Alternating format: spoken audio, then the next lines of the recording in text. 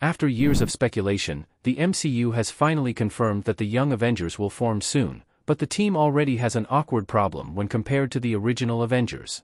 While the MCU has been introducing or teasing younger Marvel heroes like Kate Bishop, Riri Williams, and others to the big and small screens, the Marvel's ending sees Kamala Khan do her best Nick Fury impression and recruit Kate Bishop to a new team.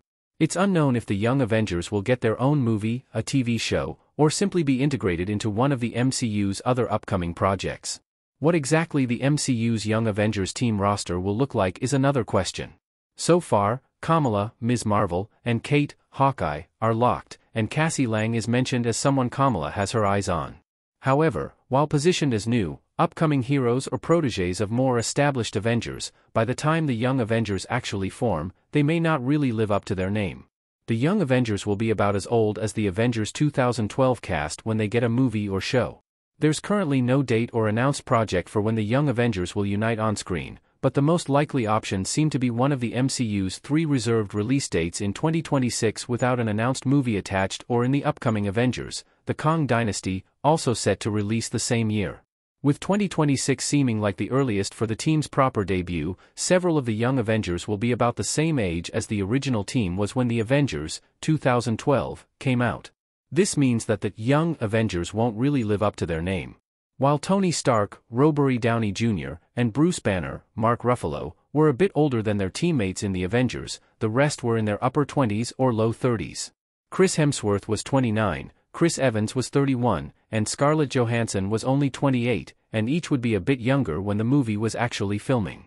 Comparatively, in 2026, the Young Avengers will have some truly younger recruits, but Hailee Steinfeld, Kate Bishop, will be 30, Dominique Thorne, Riri Williams, will be 29, Catherine Newton, Cassie Lang, will be 26, and Elijah Richardson, Eli Bradley, will be 28.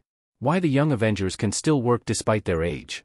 Catherine Newton as Cassie, Iman Vellani as Kamala, and Hailee Steinfeld as Kate in Young Avengers exclusive header.